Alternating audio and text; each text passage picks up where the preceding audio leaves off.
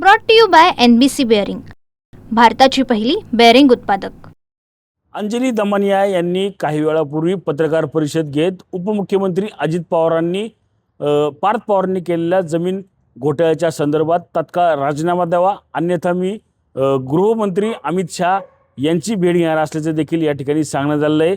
याच संदर्भात बोलण्यासाठी आणि याच संपूर्ण घटनेचा पाठपुरावा करणारे RTI कार्यकर्ते विजय कुंभार आपल्यासोबत आहेत। सर, काय सांगाल? आज अंजली दमनिया यांनी पत्रकार परिषद घेतली, कुठेतरी हातबल झालेले पाहायला मिळत आहेत। थेट अमित शहांना भेटण्याची त्यांनी आता मागणी केलेली किंवा अमित शहाकडे जाणार असल्याचं त्यांनी सांगितलेलं आहे। पण अमित शहांकडे त्यांनी जावं, निश्चितपणे जावं। अजित पवारांनी राजीनामा द्यावा ही मागणी अत्यंत योग्य आहे, त्याच्यात कुठलीही शंका नाही। परंतु याच्यामध्ये फक्त अजित पवारच दोषी आहेत असं मी मानत नाही। पहिली गोष्ट म्हणजे ज्या खात्यामध्ये हे प्रकार घडले त्या खात्याच्या मंत्र्यांना माहिती आहे, त्या खात्याच्या FIRमध्ये म्हटलं की आमचा तहसीलदार सवयीचा गुन्हेगार आहे, त्याला शासनाच्या जमिनी अपहार करून लोकांना द्यायची सवय आहे। म्हणजे त्याने भरपूर असे गुन्हे केलेले आहेत। त्यामुळे अजित पवार किंवा पार्थ पवारांच्या संदर्भात केलेला त्याचा एकमेव गुन्हा नाही, असे अनेक गुन्हे आहेत।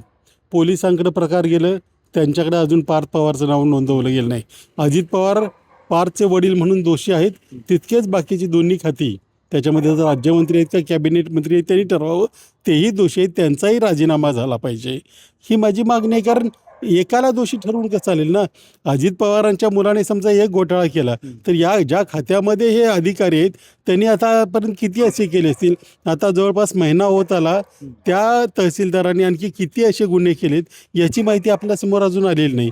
याचाच अर्थ या प्रकरणावर पडदा टाकायचा प्रयत्न होतोय, तो थांबला पाहिजे। जे जे संबंधित आहेत त्या अधिकाऱ्यांसह सर्व मंत्र्यांचे राजीनामे झाले पाहिजेत। पण आपण पाहिलं तर गेल्या काही दिवसापासून अंजली दमनिया असेल किंवा तुम्ही या संपूर्ण घटनेचा पाठपुरावा करता, कुठेतरी अंजली दमनियांनी आज आता थेट गृहमंत्र्यांकडे जाण्याची देखील या ठिकाणी भाषा केलेली आहे।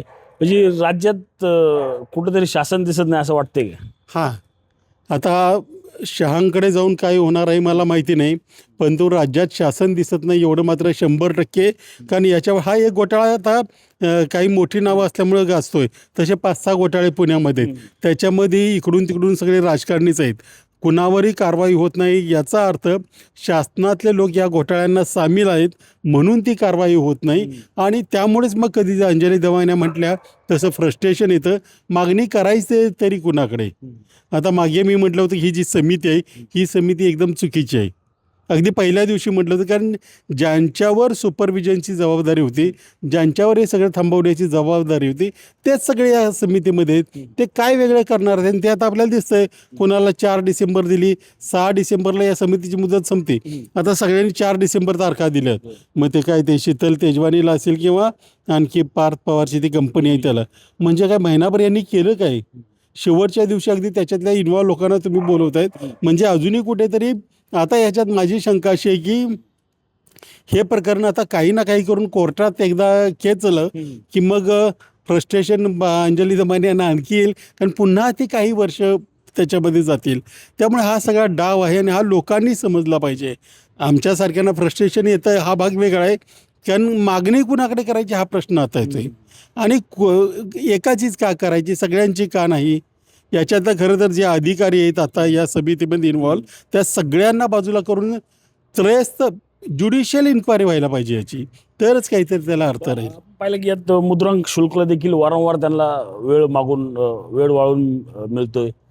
आमिडिया कंपनीला असेल किंवा तेजवानीला या संदर्भात वेळ दिला जातो, असं सामान्यांसोबत कधी होताना दिसत नाही।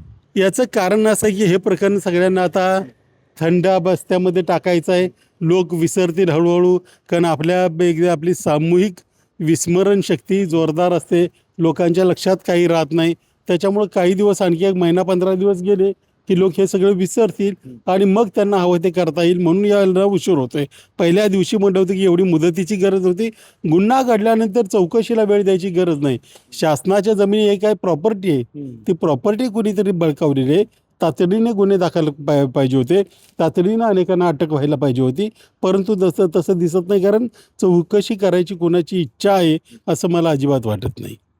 नक्कीच शासन असेल किंवा प्रशासन यामध्ये वेळ काढू जो आहे तो या ठिकाणी पणा करताना आपल्याला पाहायला मिळत असल्याचा आरोप देखील या ठिकाणी आता कुंभारांकडून होतोय की जेणेकरून हा विषय जो आहे तो जनतेच्या मनातून निघून जाईल आणि हा विषय जो आहे तो शांत होईल.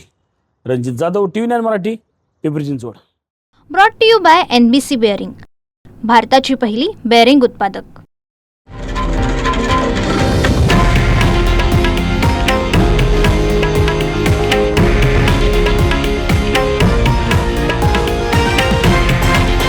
हे आहे देशातील नंबर 1 न्यूज नेटवर्क आणि आपण पाहत आहात TV9 मराठी, एकमेव.